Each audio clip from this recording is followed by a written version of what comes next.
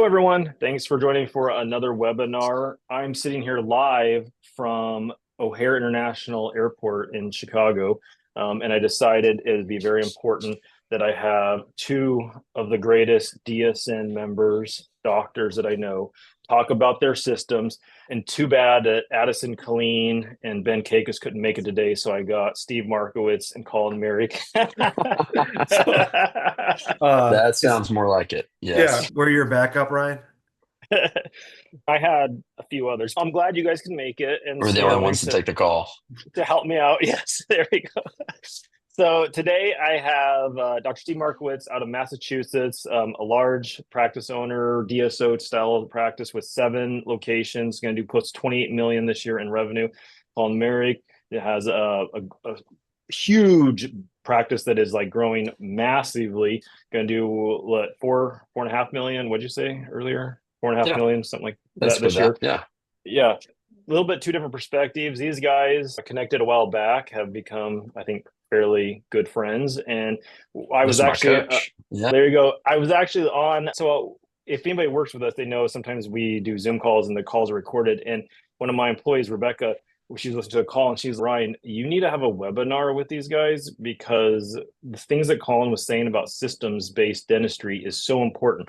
So that's how this came about, is listening to that call. And I'm like, let's get Steve on here too and just talk about that, because what we're finding right now is dentistry is changing. We're getting back to that pre-COVID years of dentistry, which is based upon a little bit not as easy. It's harder to get new patients in. People are worried about some of their finances. There's this weird dynamic going on. And a lot of the practices out there didn't own a dentist office prior to COVID. So we're going through this transition where I think it's becoming a little bit more difficult to see patients, get patients in, optimize revenue. So today I wanted to talk about that a little bit with both these guys and what they're doing, because it's not about, I get a lot of calls from like DSN members who are saying, hey, Ryan, that we don't work with, they're saying, hey, can you just, I need some help. And I'm like, hey, let's go through your practice. And they're like, my front office person quit. I don't have a hygienist and I'm looking for an assistant. And I'm like, you don't need to spend a dime on marketing, because marketing is not going to get you anywhere. And so it's the systems and the operations and the foundation which will capitalize on the marketing dollars that you spend. And so that's what I want to go over today with these guys. So I'm just going to throw out some questions and let them take it from here. But the first thing I have is, this is an upper level question. It's something that it doesn't matter if you're a $30 million dental business or a $800,000 dental business.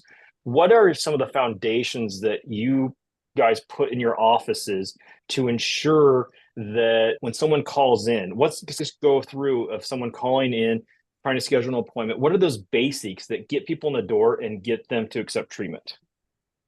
Colin, you mind if I start this? Absolutely. Go for it. Yeah, so I think obviously when you say calling in, we're going to start with a phone call. But the people that are answering the phone need to understand the goal of really what that phone call is, which is they didn't call to talk to you, or they didn't call to yell at you. They called to make an appointment. So the goal of that call is to schedule them to be seen in a caring way. And that is something that I instill in all of the people that answer on the phones in my organization is we are going to answer the phones. We are going to understand the goal of the call, and we're going to understand how to do it in an empathetic and caring way. And if we do that, we can ask the right questions to get the right answers to get that person to schedule. Absolutely. And ours looks very similar. I think that much of what we're talking about today, we could probably just talk about how broken our systems were and how this year we've really worked to solve some of those. Because I think each thing that you probably want to hit on, Ryan, is something that we have dealt with in the course of just the last 12 months. A big thing that we talk about is exactly what Steve said, the purpose of the call. We see a lot of new patients and we try to create a really great patient experience. And for many people in a dental office, that first phone call is to answer people's questions. Like the patient's going to call and they're going to ask questions, but that's not the intent. They had the opportunity to look through all of the options in the area and they called us. And they didn't call us because they wanted to ask if we place implants or if we do Invisalign or if we take their insurance. They called us because they wanted to see a dentist. And the goal of that call was to make an appointment.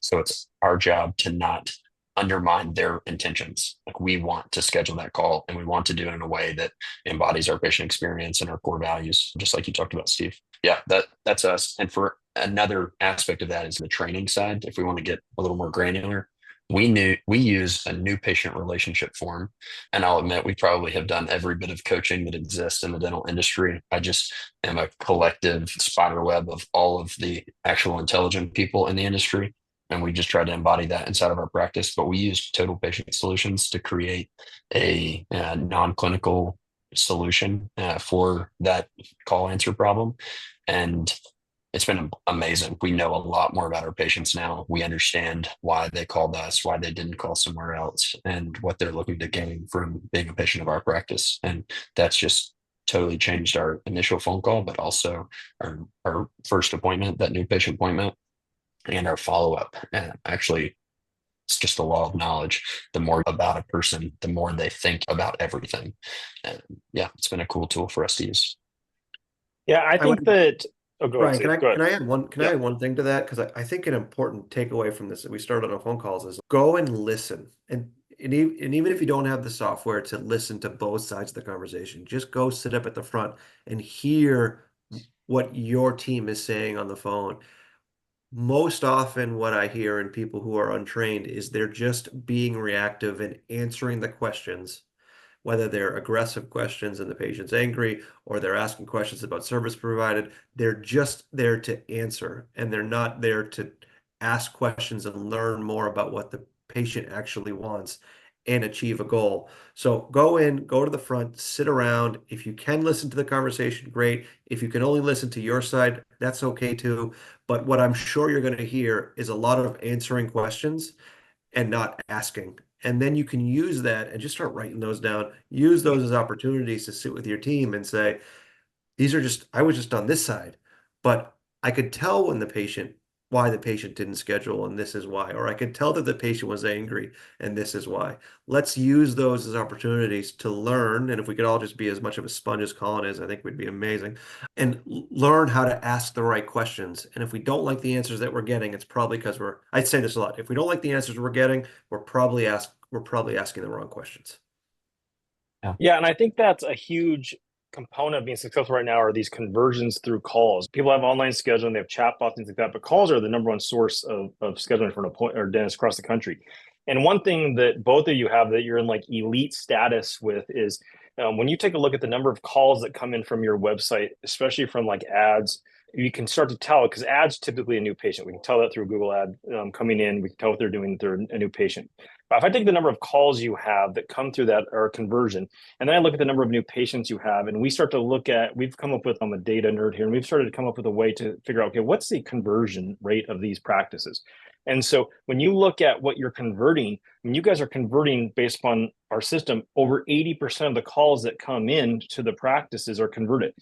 When I look at some of these other practices, when I see that they're down in like 30s or 40 or 50%, I think that the difference is that your staff is trained to listen and to, because the biggest misconception I think happens in a lot of dentistry is like when you run ads for implants or Invisalign or whatever, you think that people are just going to pick up the phone and say, hello, dentist, I'm a new patient and I would like to be interested in Invisalign. That doesn't happen. They call and say, I just need to be seen. And they want to see a dentist. And so being able to, this is something I learned at Disney that taught me to unpeel the onion, to find out what really that person needs, when do they need to get in, what they want to see. I think that's something that your practices do very well, which gives you that high conversion rate. And so can you go a little bit deeper into what are some of the tools that your staff has in terms of, for example, scheduling? If I call in today, and I know like with Steve, one of his practices, I'm booking until December or January. But if I call in and say, hey, Leominster Family Dentistry, I would like to schedule an appointment. I'm a new patient. A lot of practices say, I can get you in January 4th. What do you do, Steve? What does your team do? Yes. And I think that's the big, like we're lucky enough that a lot of our offices are at full capacity. But in order for us to continue to help as many people as we want, have as large of a team as we do, we need to see new patients. We know our new patients are more valuable to our practice than our recurring patients. So we need new patients. And I think it's before even training our team on what to say, we have a culture of if someone needs us, if someone calls and they're in pain, or if someone calls and they want to be seen, yes, We'll figure it out. The answer is yes. We may need to squeeze something in. They may not be able to get into hygiene. They may not get their full um, cleaning that day, or they may whatever, but we are seeing them. And once they know us, begin to trust us, then they'll be willing to wait for services. So beginning with a culture of yes, we are going to see you and we will figure it out. And the team has the tools to know, okay, here's an example of this. I know that you and I have talked about this. The follow-up emergency column is full, but there was an opening because a hygiene appointment just canceled. All right, a person on the phone calls, they have an emergency. Let's just make sure we get them in. We can see you at 2. The doctor may not be able to treat you, but I do want to make sure he takes a look at that. We'll take an x-ray. You'll meet with one of our hygienists, and the doctor will come in to evaluate and make a plan for you. And we had an opening at 2 o'clock. Now we no longer do. It's not with hygiene, but I know every hygienist knows how to take an x-ray and knows how to wait for a doctor to get an exam. Let's at least fill that chair with something, and we help that patient because that patient had no clue that wasn't normal. They don't know the insides and outsides of a dental office of what chair they should be in or when they should be seen, or they don't know they're in pain. They know they spent their time to pick up the phone and call us, and they know they want to be seen, and the answer is yes. Yeah, I think that's Completely. tremendous to get them in the door. Collin, what do you have? How do you approach it? It's very similar, differently. What do you do? Very similarly. We have lived at capacity for the last year or so. And fortunately, we saw that coming in advance. So we created some blocks, like we have new patient availability. I agree. Make new friends, but keep the old type thing. The gold patients are not the old friends. They're the new ones. And we really like to see new patients. It's a big piece of what we do, but we're really intentional about the emergency side, like the limiteds, knowing that our hygiene blocks, like we have 6 full-time hygienists, and there's only about 90 patients per month that can come into our hygiene blocks for new patients. And then anything else is going to come from schedule changes inside of our recare appointments. We see a lot of emergencies, a lot of limiteds. And our catchphrase to go along with what Steve said is, how soon can you get here? When a patient calls and they're in pain, they're uncomfortable. Some people, they don't mean they need to be seen right now. They just want to feel heard. They want empathy. And the best way to give them empathy is to give them exactly what they're looking for. And that is, how soon can you get here? Because they might say, oh, no, I'm not trying to come today. I was going to see how soon could you get me in? And then others might say, wow, I can't believe you can see me. And then we preface that with, we're going to work you in. If you come right now, our hygienists don't see patients at lunch. They take a 1-hour lunch. Our doctors and assistants work through lunch and kind of stagger an opportunity to grab a bite. So we can always use all 11 chairs during that 1 hour of hygiene lunch. And that's typically our work-in time.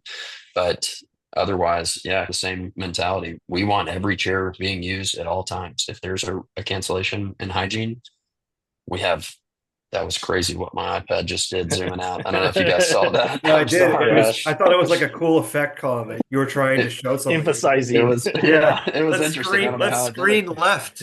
That's right. Gosh. But yeah, our goal is that those appointments are full. We have a short call list that we hit very quickly, and we're in a rather rural community. So pretty quickly, our team members can know my aunt is looking to get an appointment. My aunt rescheduled 2 weeks ago and she wants to come in. She'll come in at any time. Like we pretty quickly fill those openings. But when we don't, limiteds are exactly what's going into that space. And it's the same. We'll just let that patient know, even if they're just trying to establish, hey, we're going to see you today. It's going to be a 1-hour appointment. That's usually a 90-minute appointment in our office. It likely means you're going to get your x-rays and exam by a doctor, and we'll reschedule you to have your teeth cleaned at a 1-hour appointment in the future. And patients are okay with that as long as they know. My dad's a football coach, so much of my life I've heard this phrase. If you tell someone on the front end, it's a warning or a plan. And if you tell them afterwards, it's an excuse. If a patient shows up for a 1-hour appointment and they thought they were getting their teeth cleaned and they didn't know, then it's an excuse as to why you're not doing it. If you told them on the front end and they showed up for the 1-hour appointment, then there's no reason. Like they came in eyes wide open for that appointment and they should expect what comes next. So yeah, that's our goal. And I think it's important though, as you start to hit these capacity walls, to get out ahead of it, because hygiene's a 6-month lock. Once you have 6 months of scheduled appointments, there's no openings. You can't just move people around to try to create your block schedule. That's something that you've got to do with some really good foresight. So if you're not expanding your facility and your hygienists are getting to capacity, then you need to look 6 months out and you need to start creating some opportunities for new patients in the future, because those appointments are really important.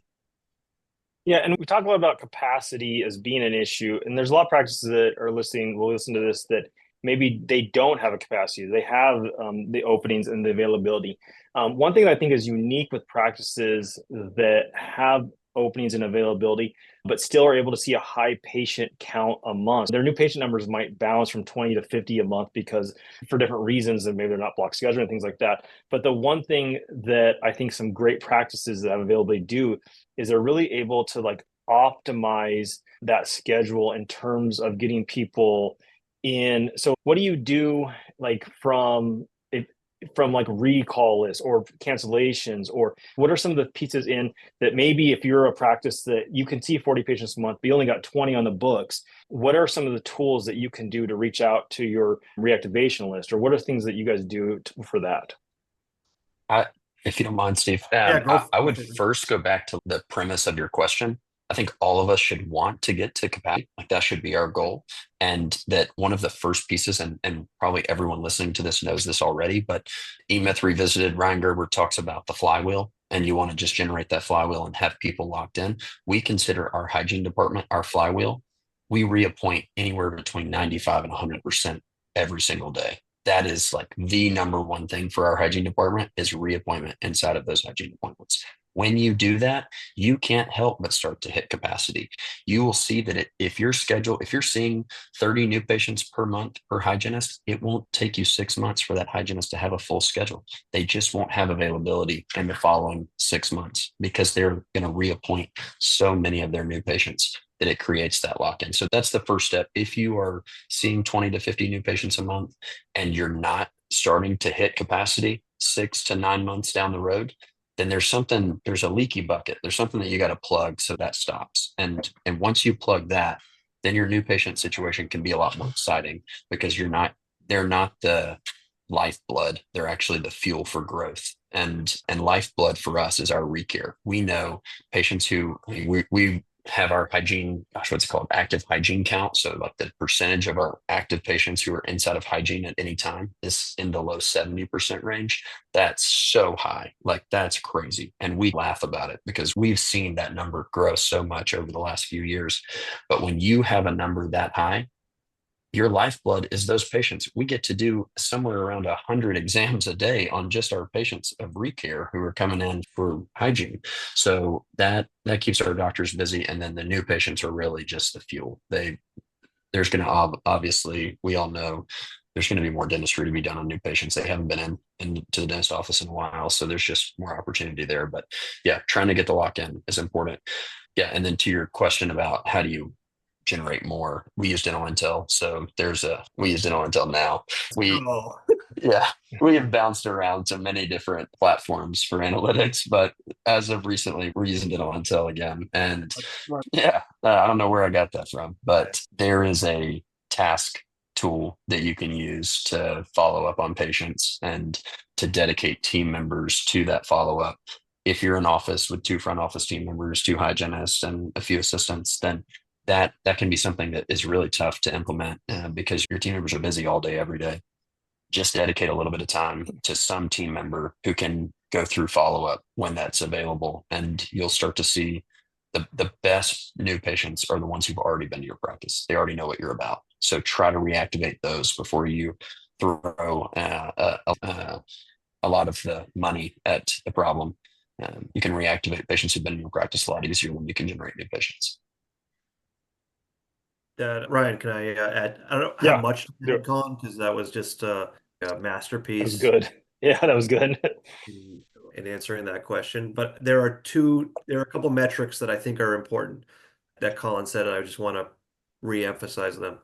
Hygiene reappointment rate is the foundational piece to building a practice. And I know there are different theories of it. Should it be 80? Should it be not? I agree with Colin. Our goal is 95%. I would love everybody to reappoint. I feel like that's the most predictable way to to continue to build a practice. If 95% of our patients are booking appointments, then 95% of patients should be active within our hygiene department. So the second number that Collin was talking about was the hygiene pre-appointment rate, which is what percentage of patients are active within our hygiene department or have a appointment already on the books. What I have found in our most successful practices, that number should be at least 80%. The other number to keep in mind is the pre-appointment rate. Of all of our active patients, what percentage of patients have an appointment at all? And for me, that anything above 78% is a pretty strong number. 78. Yeah, let's go. Awesome. I rounded Tell down. me more. I brought it up. I'm looking at 82 right now, Collin, but I said Tell me more. That's awesome. But what Collin was really getting at was, where are the holes in the bucket? Like, if we're reappointing people and that we need to know that number, then and they're not showing up or it's not coming to fruition and we're not completing that appointment, where is the hole? Are they not active in hygiene? Are we just an emergency-based practice and we're not comprehensively caring for our patients? Let's understand this. And those are the two numbers that we need to know. And then we can make decisions of how we want to fix it. And that could be these reactivation campaigns. That could be having hygienists themselves go through their lists and look for patients and names they know. There's a laundry list of ways that we can look to reactivate patients and get them back into the clinic. But we need to know how many patients, how long it's been since they've been there, and how many patients we're talking about. Yeah, and I think that is looking at the right number to go to practice is important. So Steve and I have been working together. I don't know, he's like the fourth or fifth person I ever worked with when I started this company. And so one of the things that when Steve and I talk, he's, hey, how is like Drumhill doing? And when he asked that, he's like, he wants me to look at the demand for the practice. And so I'll tell him, okay, so this is where we're at from conversions, call conversions, schedule online, call conversions is most important. And he's like, okay. And their numbers might be down that month or something, but then he takes that data and he looks at it and says, okay, if the demand's there and the numbers are down, then he figures out what is going to have to happen after that. And so I think a lot of times we get wrapped up in this new patient number because I was at a mastermind event one time and Mark said something about people get really wrapped up into new patients, but that can become just a Band-Aid or duct tape on a hole in the boat when something else is happening in the practice. And I see it more often that practices start to panic and they're like, we need more new patients. But other things are happening where, like you were saying, if you are a 2-doctor practice and you're averaging 50 new patients a month, in 6 months, that schedule should be full in that hygiene. And then you should actually have a problem where you don't have enough space to put new patients in because you've got to take care of your current patients. So I think that's something very important, is not always looking at the new patient number. It's an important one. And both of you guys talk about it, but look at the demand. And then if something else is going on, figure out why is the new patient number down? Did we violate blocks or whatever it is? But I think that's important. Yeah. One more thing to that, I think the maturity of the practice will also, I don't want people to use the numbers that I shared as this is the golden standard. And the more mature the practice is, those numbers will continue to rise as you weed out patients that may not really be good fits for your practice. I want to caution that just because I brought up a practice and those are the numbers, I know that the practice that I brought up was Leominster. It's been around longer than I have. It's a super mature practice where newer practices, we don't have that long tenured patient relationship. An interesting question to follow up there, Steve, would be what's your new patient flow look like in that office? And then what's your new patient hygiene reappointment rate? Yep. You want me to bring that up? Yeah, that's good. I mean, if you have it quickly, because to me, that makes those other numbers make more sense. Because if you look in our office, I'll just throw that out there because our numbers are very different than what Steve shared. A big portion of that is because most of our new patients are coming on the doctor side. And a large part of those patients are emergency patients. So we are more of that emergency practice. And I think that's what happens when you get to capacity. It's like once you start to really tap out a practice, then at least on the hygiene side, then most of your availability is going to be on the doctor side. And how many active patients do you have? 6,200 Okay. at 11 ops. Yeah. Okay. How was I'm the gonna just practice? Steve's pulling that up. Colin, how long have you had the practice?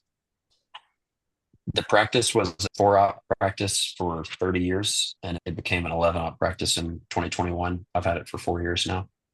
Yeah. All right. So one of my practices is smaller in number of op size than you. We have 69, 39 active patients. Hygiene pre-appointment rate is 89% and Mhm. pre-appointment rate is 83%. How many Uh, hygienists do you have in that office? Sorry, Ron, I don't mean to. no, We'll no, keep we're going going. on the left here. It is the No, this is equivalent of good.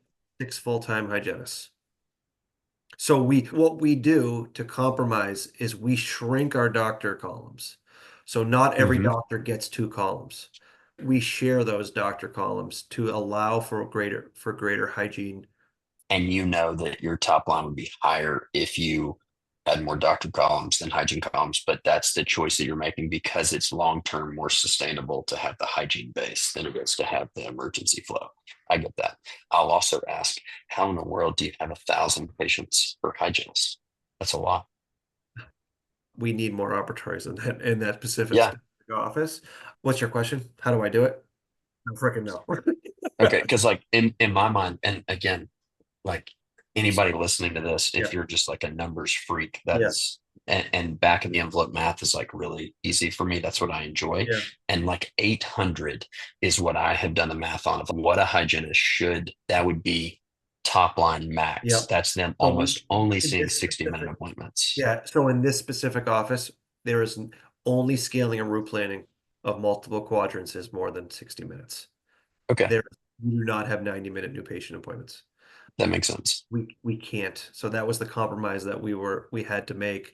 You know, Mhm. and in this specific practice, we aren't seeing the number of new patients that we actually have seen less new patients this year in that office than in the past 4. Yeah. So That's true top line capacity. What Yeah. office Like is that one, you're, Steve? Neshoba. Okay. Yeah. Yeah. Yeah. That's a lot of patients per hygienist. Yeah. That's like the most I think I've ever heard. That so how do you, I guess for someone who's listening to this who like thinks that's crazy, and I guess Colin asked this question a little bit, how did you get to that point? Was it just a focus on, I guess let me Yeah. step back here. We built out this corporate website for Steve, where it's like a page where people can go where he can help recruit employees, maybe buy practices like that. And so I do want to make this, we actually interviewed his employees to be able to help make this page. And so it was, I will say that from anyone that I've ever heard of from a staffing wise, Steve is phenomenally well respected within his employees. I'm talking like praise after praise. And I Yeah. know he jokes and he's modest about this, but I think that is a key to the question I just asked is Yeah. that Steve's able to not just motivate, but get people in the right place to do the right job. And when you do all of those things, you get optimization from your business and output follows with it. I answered the question for you. I think that's the first Yeah, I part of would what you question the do is character of that. these people that you interviewed. That's what my No, but I think that's a foundation of it is just really optimizing the people that work for you. Colin, like what are some of the things if we were interviewing your staff, like what are some of the things that you do as a leader that helps set the stage for them to be amazing at what they do? That's a tough question to ask for someone. That's a good question. I think for us, and you'll probably hear this across the board from most any office, but core values like the key tenet of success. And we have gone through a couple iterations of core values because when I first started, they were my core values. They were what I thought the practice stood for. And our mission and vision has not changed. Our idea of a community minded practice for complete dental health, serving the patients that we love, that's what we're here for. That's what we do. Our team can stand behind that and they see that as well. And community minded for us is probably a little different than what most people feel. I grew up in this town.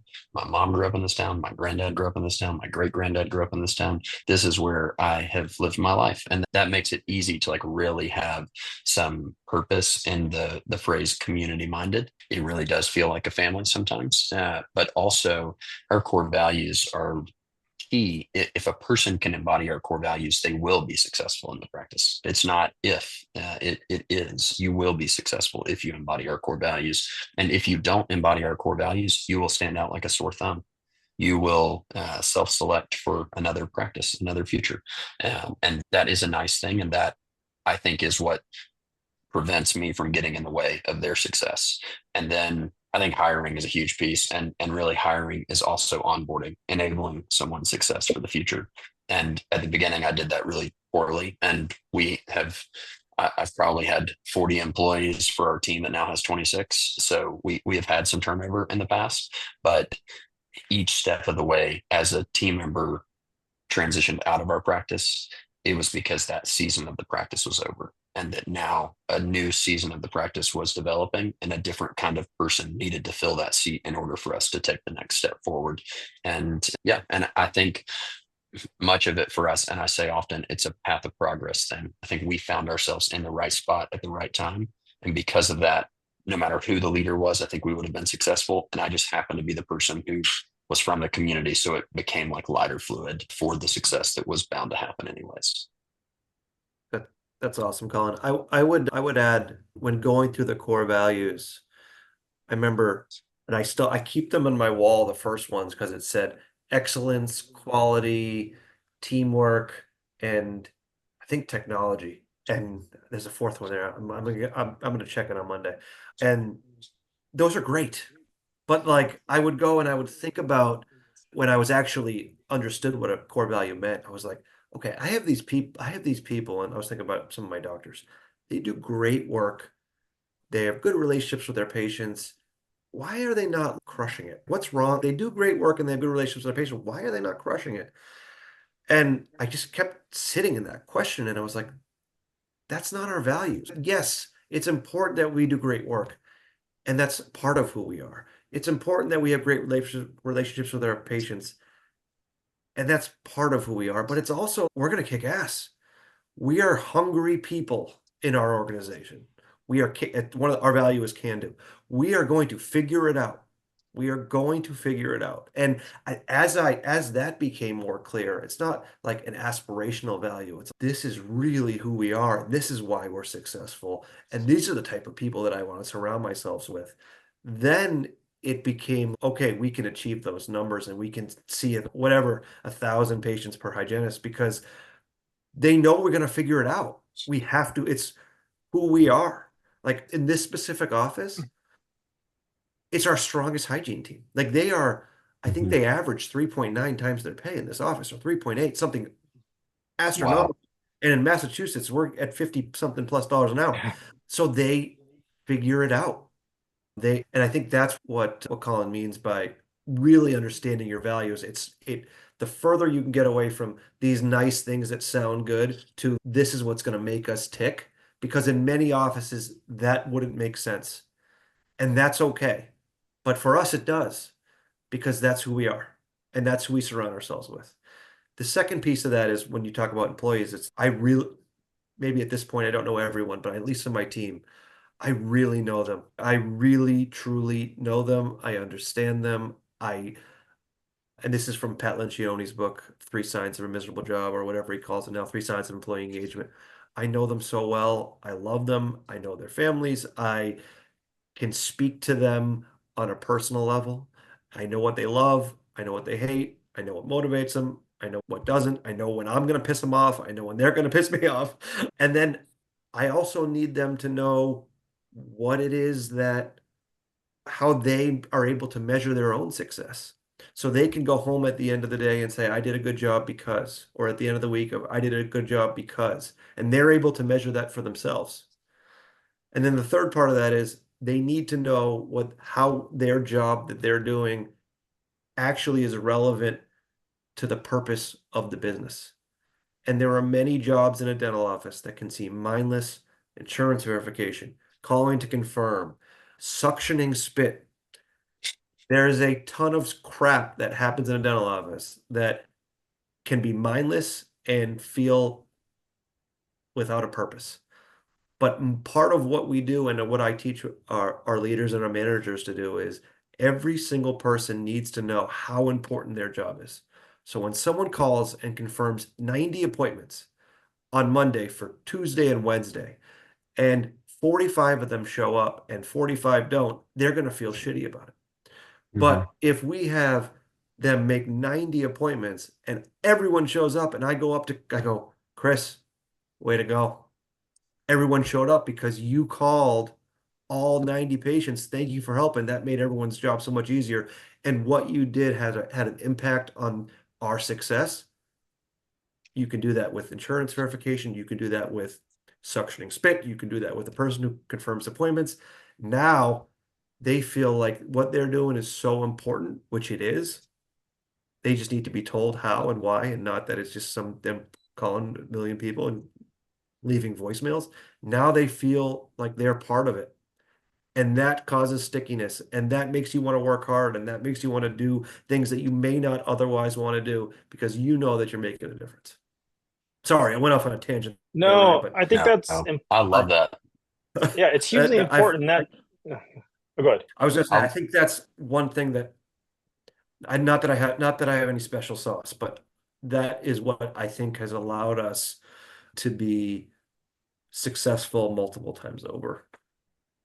yeah, I will say, I mean, you talk about Lencioni. For me, the thing that transformed my leadership style and makes it's now like the anchor of our leadership team is this book, The Way of the Shepherd by Kevin Leman.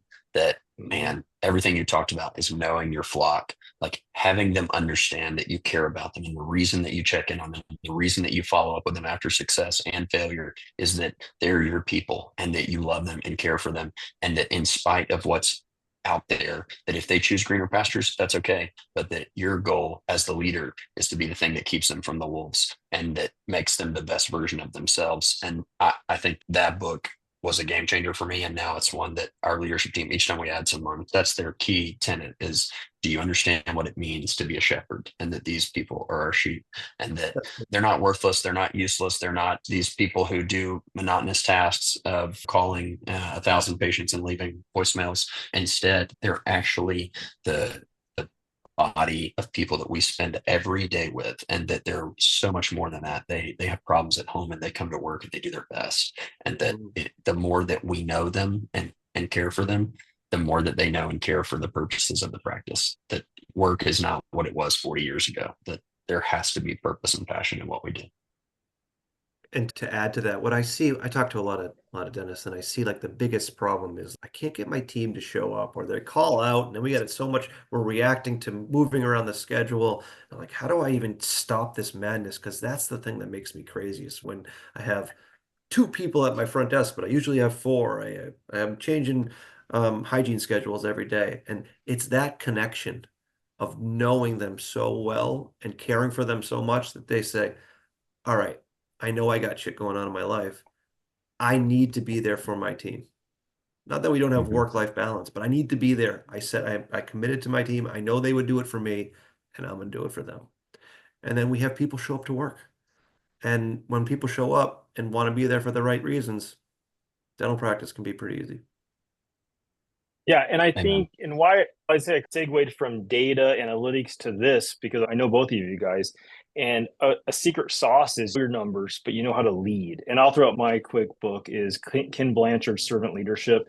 Great if you have an opportunity to read that, to just go through that. But this is important. So you have these. I was hanging out with Winston Fang, who's a dentist in Chicago, a great friend of mine too. Yeah. And I was asking him some questions. I'm like, Winston, in dental school, do they teach you this? And he's no. Like it was just some basic stuff on marketing, on business. And he was like, no, they don't teach you anything. You just go and you learn clinical stuff and you leave. And I'm like, here this is. And there's 130,000 dental practices in this country or dental businesses. And you start to think about it, you're like, here's all these doctors come out. They got to learn how to be a CEO when it comes to looking at numbers. And they have to look at the philosophical side of leading a team. But what makes practices great, and when I talk to like you guys, to Addison, Jason Tenuri, Ben Kakis, and the list can go on. I don't want to leave people out, but there's these people who really they look at the numbers, they look at the right numbers, but they also learn and they lead their teams. And that leadership piece is hard to learn. I'm 44 and I feel 2 years ago I was an idiot. And 2 years before that, I was even dumber. And so every year I try to gain and become a better leader. because numbers are numbers. When I was 25, I could do math like I can do math now. Nothing's changed. The Hmm. only thing that's changed for me and how I've been able to build up what I've done is I've adapted how I lead. And then when you take the knowledge, you take the systems, you take the data, the analytics, and those become a powerful tool you can use once you learn how to lead. And so that's why I wanted to give both sides of what you guys do. Yeah. Is it's Brian, can I looking add at numbers, looking at leadership. Yeah. can I add one more thing that I think is a challenge for probably one of the biggest challenges is understanding your team's wants versus their needs and Yes. and really deciphering and creating structure and boundaries around that.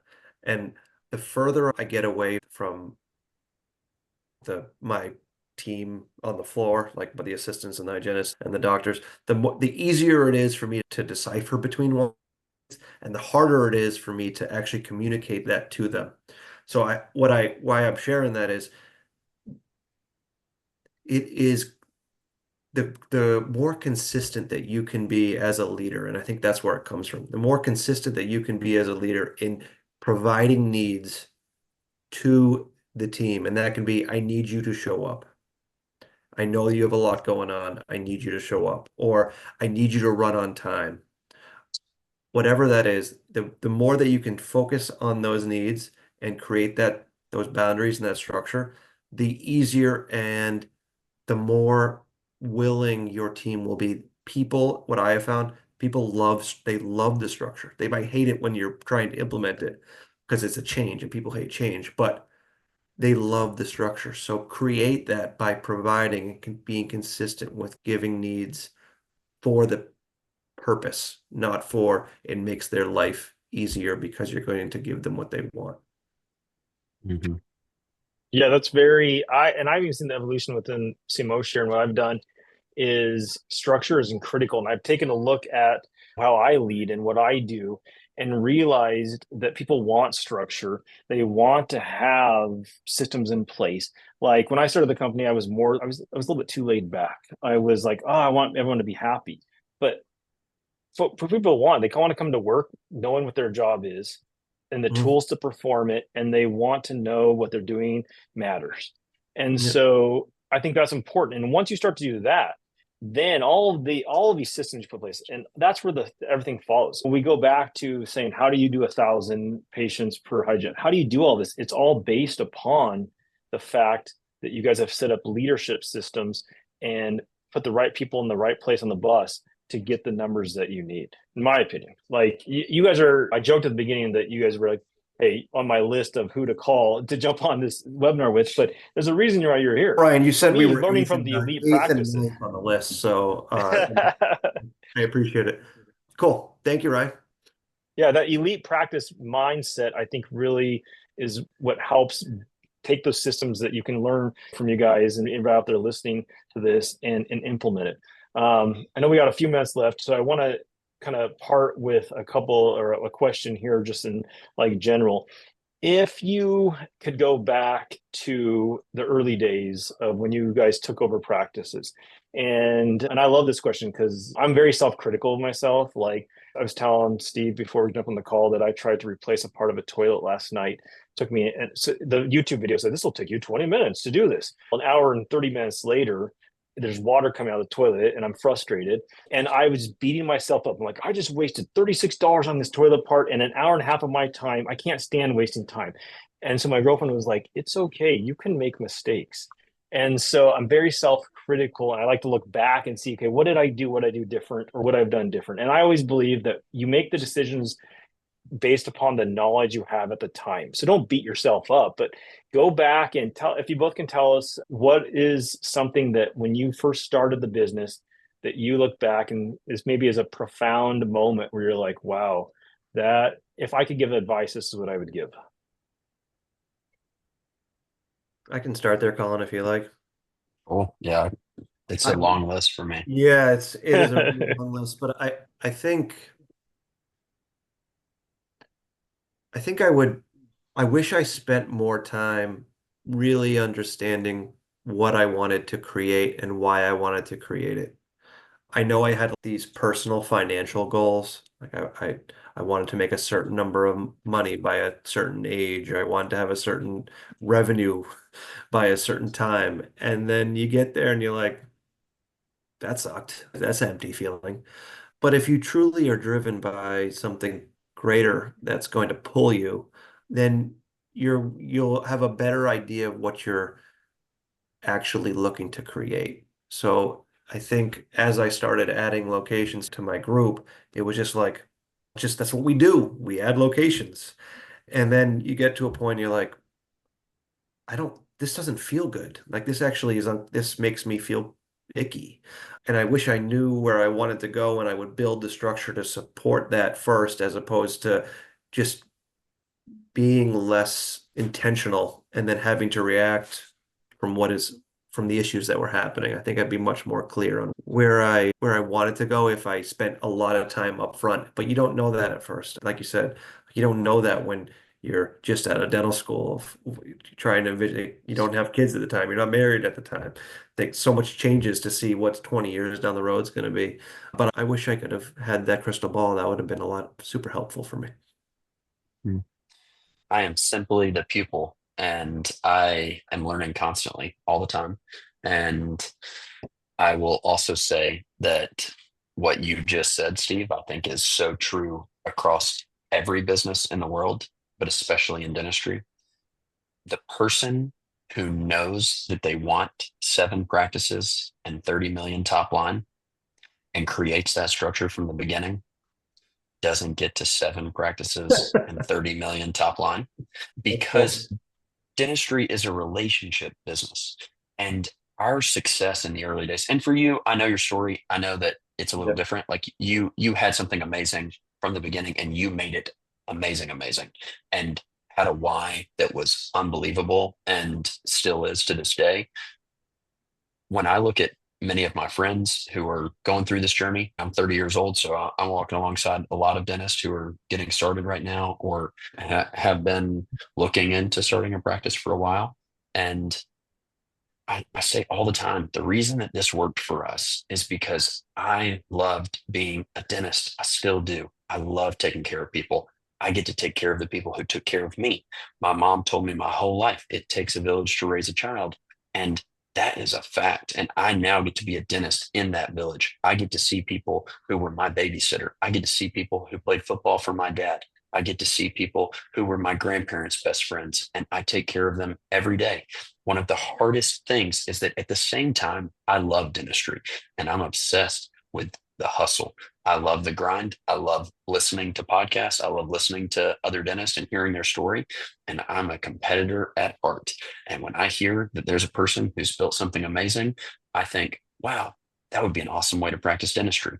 And sometimes I write my vision into someone else's story instead of thinking about the story that I want for myself. And one of the things that's different about me than Craig Spodak or the guy who started Starbucks, like being able to write down the words, Howard Schultz, that's his name, being able to write down the words of what you want to come true in the future is a superpower. It is amazing that you can look 5 years in the future and put it tangibly, and then it actually happened. That's a superpower.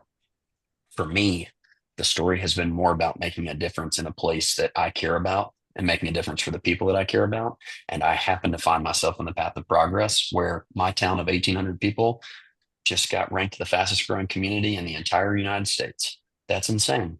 So as a result, my practices had to grow because our demand has grown. And at no point did I want to say no to new patients. So for me, that whole trajectory has been the the purposes behind the practice, not the vision that I have for my own career. And that might one day crush me. I understand that.